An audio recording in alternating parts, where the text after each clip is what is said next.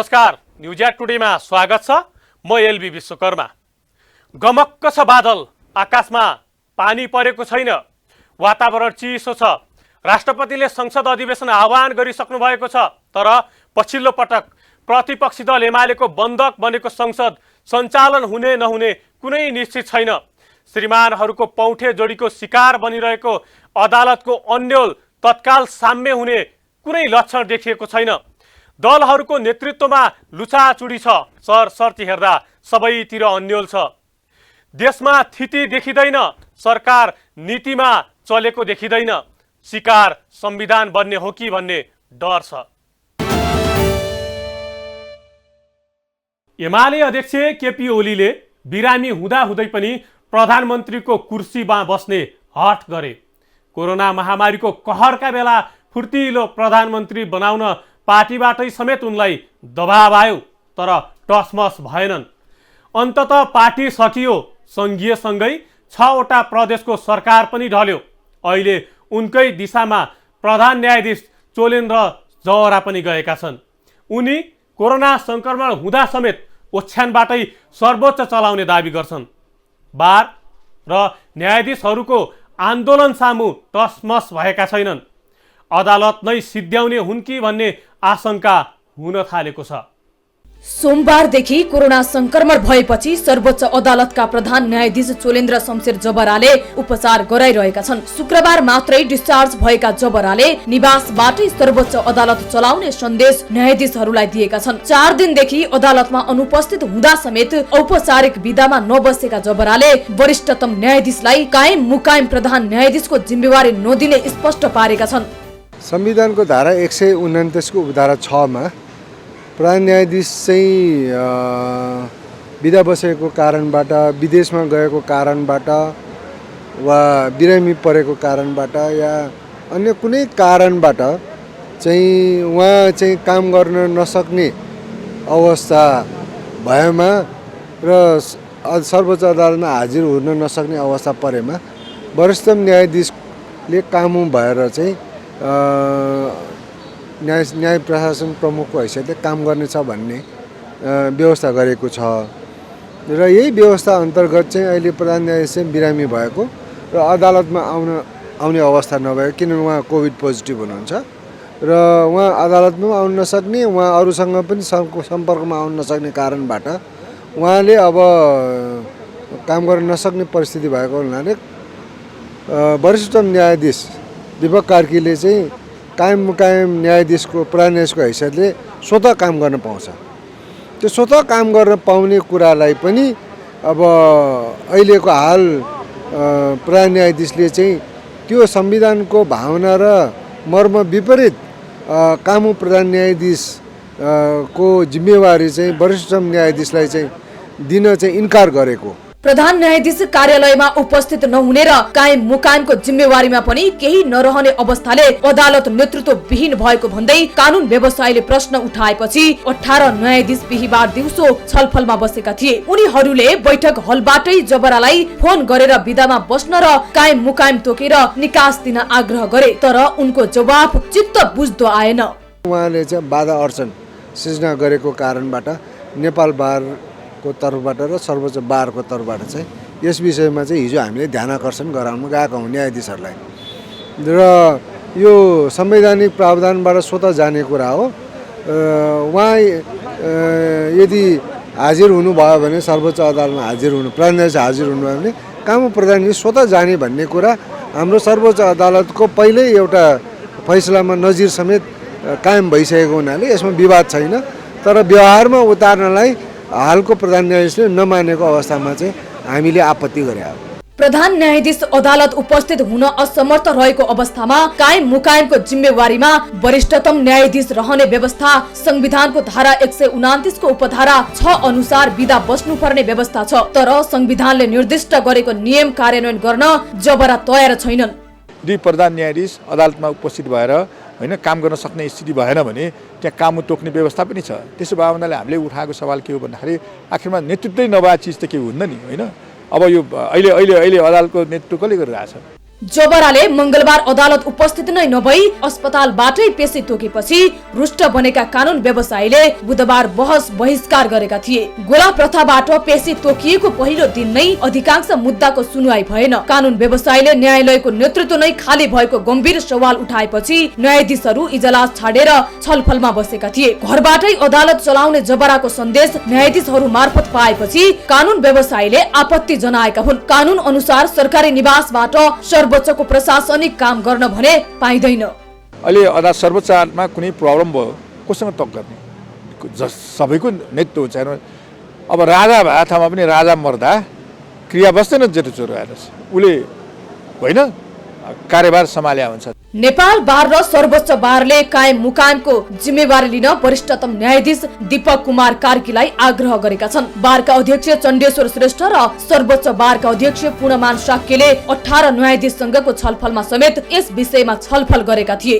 न्यायपालिका राम्रो हुनुपर्दछ, न्यायपालिका गरिमामय हुनुपर्दछ, न्यायपालिका स्वतन्त्र हुनुपर्दछ, स्वच्छ हुनुपर्दछ भन्ने हिसाबबाट यसलाई स्वच्छ राख्नको लागि, स्वतन्त्र राख्नको लागि, सक्षम राख्नको लागि, निर्भीक बनाउनको लागि अहिले जो समस्या आइराखेको छ त्यो समस्यामा हामीले हाम्रो संवैधानिक दायित्व अन्तर्गत, संवैधानिक कानुनी नैतिक दायित्व अन्तर्गत हामी निर्वाह गर्दछौँ, सहयोग गर्दछौँ भन्नुभएको हो। सत्ता गठबन्धनले न्यायालयमा जारी विवाद समाधानका लागि विदामा बस्न प्रधान न्यायाधीश जबरालाई सुझाव दिएको छ। प्रधानमन्त्री निवास बालुवाटारमा बिहीबार बिहान बसेको सत्ता गठबन्धनको बैठकले जबरालाई विदामा बसेर कार्यवाहक प्रधान न्यायाधीश तोक्न सुझाव दिएको हो। प्रधानमन्त्री शेरबहादुर देउवा, माओवादी अध्यक्ष पुष्पकमल दाहाल प्रचण्ड, एकीकृत समाजवादीका अध्यक्ष माधव कुमार नेपाल, जनता समाजवादीका अध्यक्ष उपेन्द्र यादव र राष्ट्रिय जनमोर्चाकी सांसद दुर्गा पौडेल लगायत नेता सहभागी बैठकमा राज्यको महत्वपूर्ण अङ्गका रूपमा रहेको न्यायपालिकाको स्वतन्त्रता, गरिमा, विश्वसनीयता र स्वच्छतालाई कायम राख्ने गरी यथाशीघ्र निकास हुनुपर्ने भन्दै छलफल भएको थियो। साथै प्रधान न्यायाधीश जबराले स्वैच्छिक बहिर्गमनको बाटो नलिए संसदीय प्रक्रियामा जान सकिने विषयमा समेत नेताहरू बीच छलफल भएको छ। संविधान कार्यान्वयनमा चुनौती देखिन्छ। सर्वशक्तिमानहरूको इसारामा दलहरूले संविधानमा मनोमानी गरिरहेका छन्। तर संविधान कार्यान्वयनका लागि सही दिशा देखाउनु पर्ने सर्वोच्च अदालत आन्दोलनको दलदलमा छ। दलदलबाट उतार्न न त दलहरूसँग केही उपाय देखिन्छ, न त न्यायालय नै सक्षम देखिन्छ। इतिहासमै पहिलो पटक बार र बेन्च मिलेर अदालती कारबाही प्रभावित छ। न्यायका लागि ढोका बाहिर कुरिरहेका सर्वसाधारण रमिते बनेका छन्। देशभरका अदालती प्रक्रिया अघि बढ्न सकेको छैन। न्याय सेवाका कर्मचारी समेत प्रभावित छन्। तर बारको आन्दोलन भने जारी छ। प्रधान न्यायाधीश कम्तीमा 2 साता जति एक्लै बसेर उपचार गराउनु पर्ने संक्रामक रोग लाग्दा समेत बिदा नलिई बस्ने ठहरमा छन्। उनले यति पनि ख्याल गरेका छैनन् कि गरिमामय पदमा बसेको व्यक्तिका लागि यी हरकतहरू कति घातक हुन्छन् भन्ने। सर्वोच्च अदालतको यसभन्दा ठुलो दुर्दशा के हुन सक्छ? त्यसमाथि हाम्रो राजनीतिक दलका नेताहरूको अदालतको सवालमा छेउन टुप्पोको भाषण समेत आइरहेको छ। माओवादी केन्द्रका अध्यक्ष प्रचण्डले त भनिदिए बारले लगाएको गुण तिर्ने बेला भयो। दलका नेताहरूको व्यवहार प्रधान न्यायाधीशका आफ्नै आनीबानी हेर्दा मात्रै पनि राजनीतिक नेतृत्व गैर जिम्मेवार छ भन्ने सन्देह रहेन। सायद त्यसैले प्रधान न्यायाधीश राणालाई पनि यसरी नै न्यायालय बन्धक बनाउने आँट आएको हुनुपर्छ। देशवासीको आस्थाको केन्द्र र न्यायका लागि अन्तिम आश्रय रहिआएको सर्वोच्च अदालतलाई यस्तो अवस्थामा पुर्याउनेमा भने राजनीतिक दलका नेताहरू नै बढी दोषी छन्। हिजोको दिनमा चाहिँ पञ्चायत भएको बेलामा के थियो भन्दाखेरि त्यहाँ चाहिँ विशेष जारी विभाग भन्ने पनि थियो। फेरि मुद्दाको चाहिँ त्यसलाई रिओपन गर्न सकिने स्थिति थियो होइन, राजाका चाहिँ बिन्ती पत्र परेपछि। अहिले सर्वोच्च अदालतले गरेका फैसलालाई चाहिँ के छ भन्दाखेरि सर्वोच्च अदालतले नै रिभ्यू गर्ने व्यवस्था बाहेको अरू कुनै त्यस्तो किसिमको व्यवस्था छैन।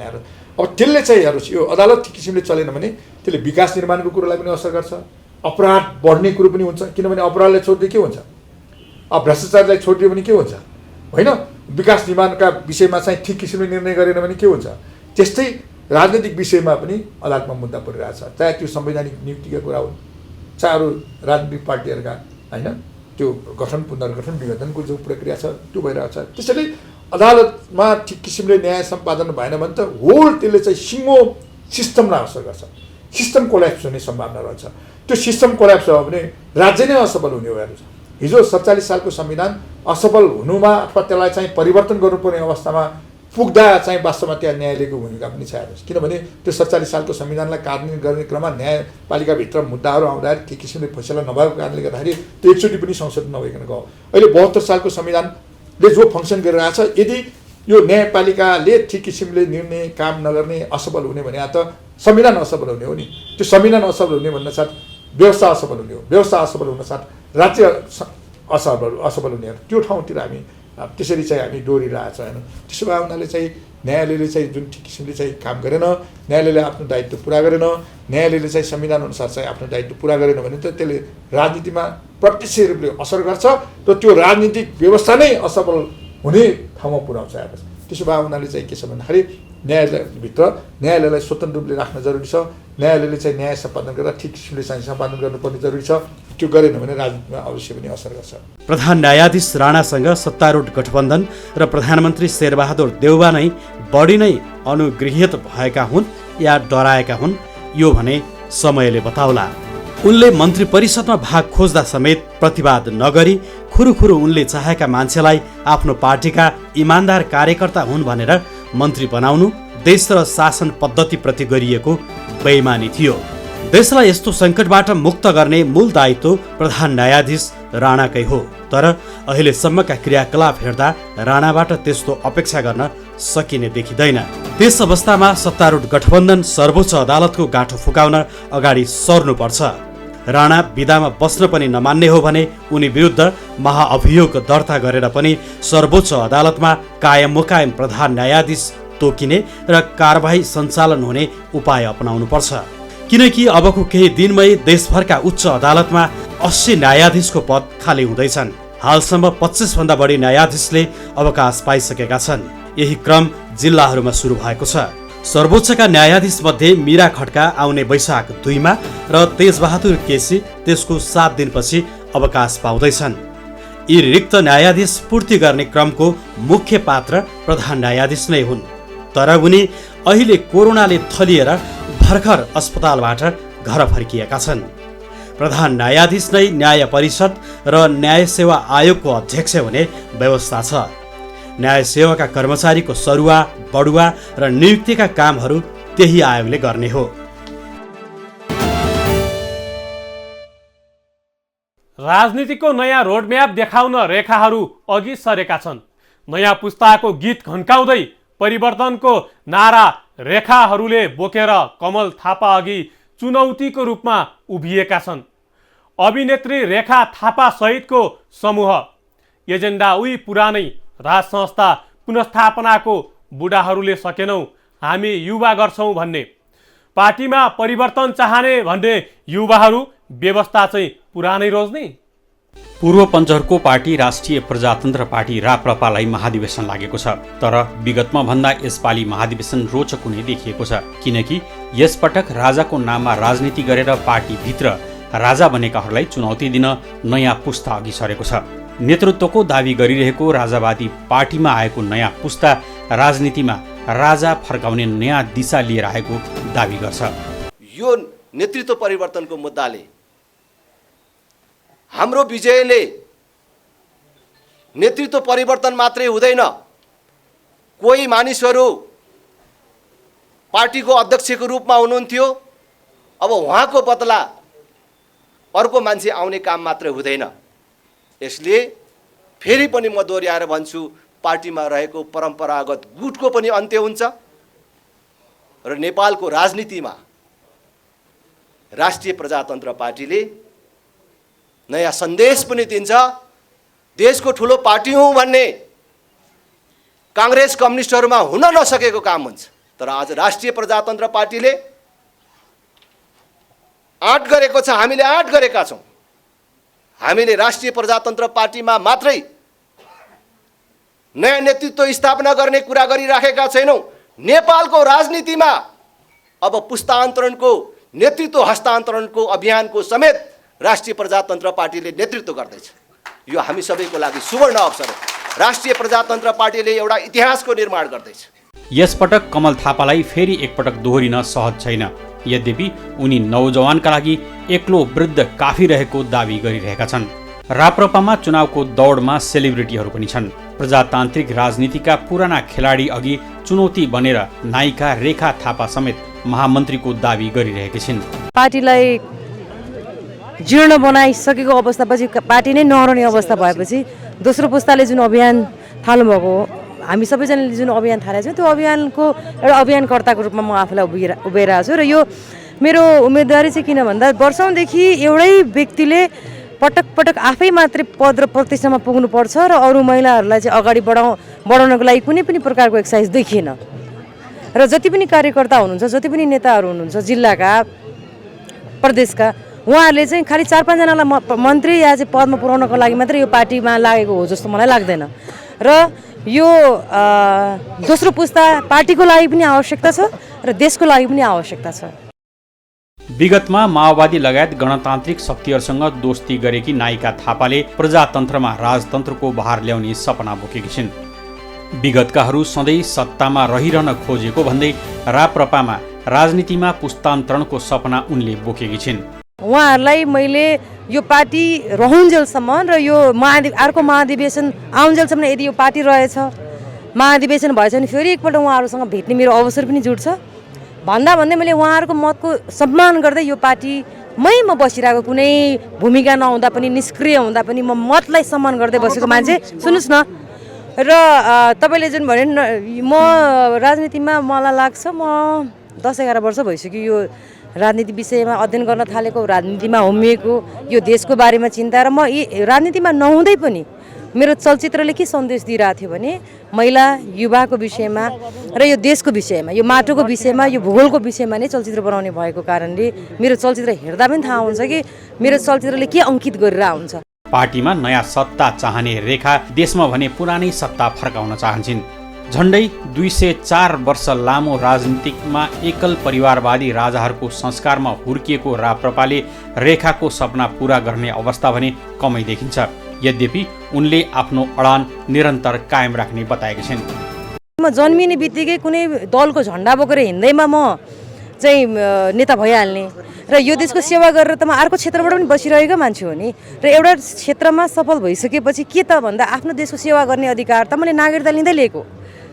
पहिलो कुरा म यो देशको नागरिक हुँ। यो देशको नागरिक भएको हिसाबले म देश जुन अवस्थामा गुज्रिरहेछ, देश जुन अवस्थाबाट गुज्रिरहेछ, त्यसका लागि हामी जस्तो पुस्ता पनि अगाडि आउनुपर्छ। र हरेक क्षेत्रमा सफल व्यक्तिहरू यो क्षेत्रमा आयो भने, राजनीतिमा आयो भने चाहिँ भ्रष्टाचार पनि हुँदैन होला। यहाँ भ्रष्टाचार हुनुको धेरै कारणहरू छ। आफ्नो व्यवसाय नहुने, खालि राजनीतिलाई नै पेसा बनाउने, यही प्रक्रियाबाट त आज देश डुबिरहेछ। भनेपछि हरेक क्षेत्रका सफल व्यक्तिहरू अन्ततगत देशकै सेवा गर्न चाहन्छन्। सेवा गर्ने आकाङ्क्षीहरू मध्ये म एकजना आकाङ्क्षी हो। राप्रपा महाधिवेशनमा नयाँ कार्यसमितिका लागि 196 जनाले उम्मेदवारी दिएका छन्। जारी एकता महाधिवेशनमा पदाधिकारीसहित 149 पदमा 196 जनाको उम्मेदवारी परेको छ। यो सङ्ख्या केही बढ्न सक्ने बताइएको छ। अध्यक्षमा 2 जना, उपाध्यक्षमा 9 जना, महामन्त्रीमा 6 जनाको उम्मेदवारी परेको छ। मतदान भोलि बिहान 8 बजे सुरु हुनेछ। राप्रपाको नयाँ नेतृत्वका लागि कमल थापा र राजेन्द्र लिङदेन प्यानल बनाएर मैदानमा छन्। राप्रपाको महाधिवेशनले अध्यक्ष, अन्य पदाधिकारी सहित 149 जना केन्द्रीय सदस्यहरू निर्वाचित गर्नेछ। यसमा 8 जना पदाधिकारी हुनेछन्। राप्रपाको विधानले अध्यक्षलाई थप 50 जना मनोनित गर्ने अधिकार दिएको छ। अब प्रसङ्ग अन्तर्राष्ट्रिय अपाङ्ग दिवसको। देशको संरचना अपाङ्ग मैत्री नभइदिँदा फरक क्षमता भएका व्यक्तिहरूलाई निकै कष्टमा दिन गुजार्नु परेको छ। सरकारले कानुन बनाएको छ, अन्तर्राष्ट्रिय कानुनी सम्झौतामा हस्ताक्षर गरेको छ, तर प्रभावकारी कार्यान्वयन भने हुन सकेको पाइँदैन। अपाङ्गता व्यक्तिको अवस्था हो।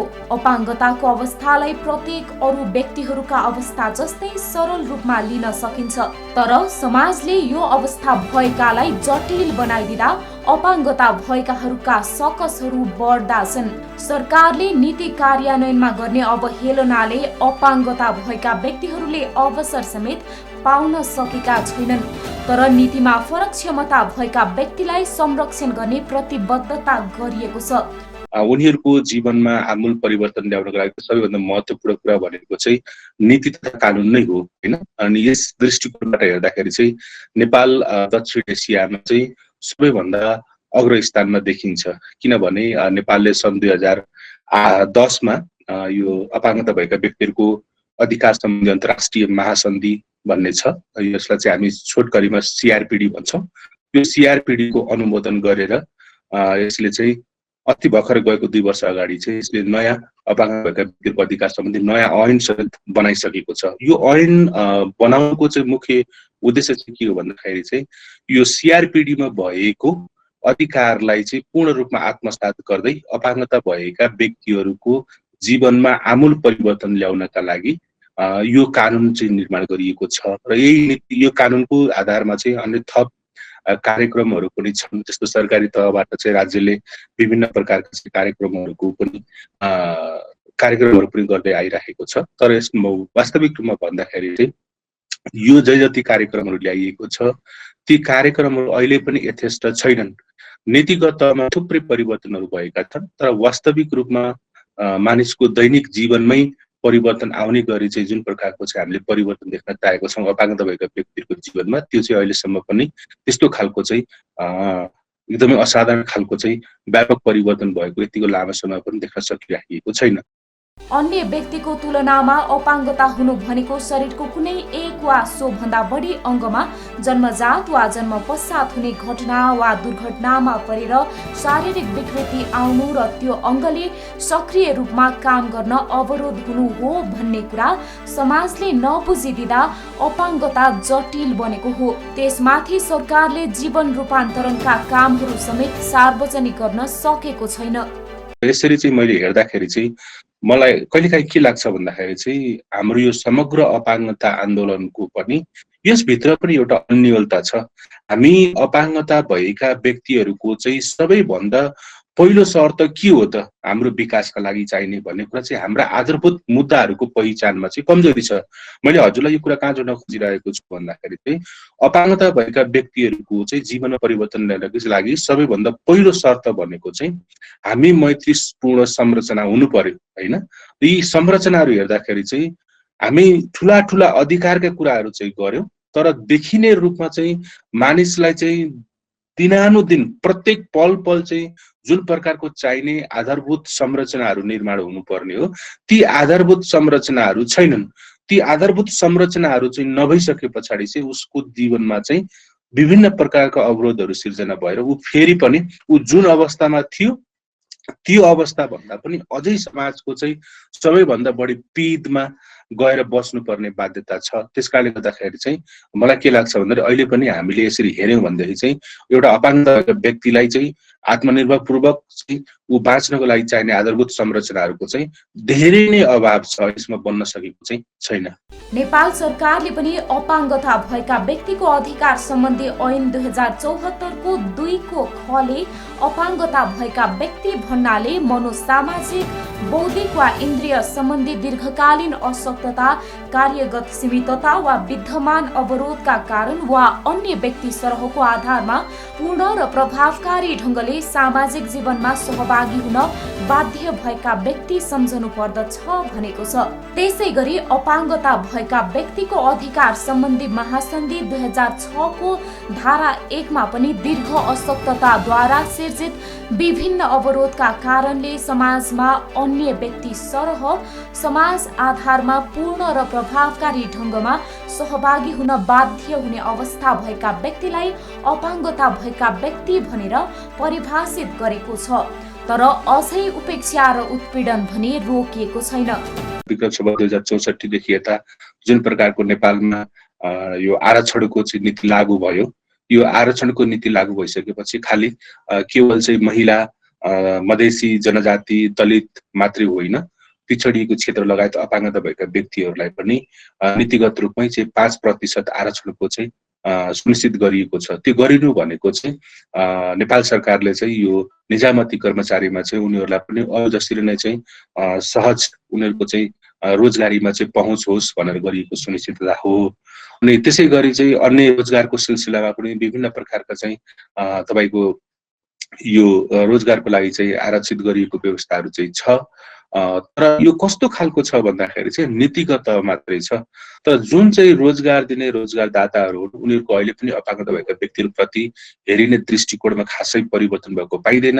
अपाङ्गता भएका व्यक्तिहरूलाई चाहिँ यदि रोजगारको अवसर मिलिहाल्यो भनेदेखि पनि उनीहरू मैत्रीपूर्ण चाहिँ भौतिक संरचना र त्यहाँ भएका चाहिँ कर्मचारीहरूको उनीप्रति हेर्ने दृष्टिकोणहरूमा चाहिँ अझै पनि पुरातनवादी सोच भएको कारणले गर्दाखेरि चाहिँ रोजगारको अवसरहरूमा उनीहरूको अहिले पनि चाहिँ एकदमै न्यून चाहिँ तपाईको पहुँच भएको देखिन्छ। अपाङ्गता भएका व्यक्तिहरू समाजमा बहिष्करणमा छन्। अवसरबाट सुन्दर भविष्य र नौलो बिहानीको सपना देख्ने अधिकार खोसिएको महसुस गरिरहेको बताउँछन्। अपाङ्गताको सामाजिक ढाँचाले यही अवधारणाको वकालत गर्छ। यो हाम्रो सोच, प्रवृत्ति, दृष्टिकोण वा वातावरणीय अवरोधका कारण सिर्जना हुने अवस्था हो। दासुदाको त्रासदीपूर्ण ज्यादती भोगेको बार्बाडोस विश्वको कान्छो गणतान्त्रिक मुलुक बन्यो। राजतन्त्र हट्यो, तर 1 दशक अघि गणतन्त्र प्राप्त गरिसकेको नेपालमा अझै गणतन्त्र आइसकेको छैन। यहाँ गरिबका आँसुको मूल्य छैन। व्यक्तिगत स्वतन्त्रता बलवानहरूको कब्जामा छ। सत्तालाई स्वार्थभोगको स्वर्गद्वार बनाइन्छ। अब यी स्थिति सुधारका लागि दलहरूले चासो राख्नु पर्दछ। हवस् त आजलाई न्युज एट टुडे यति नै। हामी सबै बिदा हुन्छौँ। नमस्ते।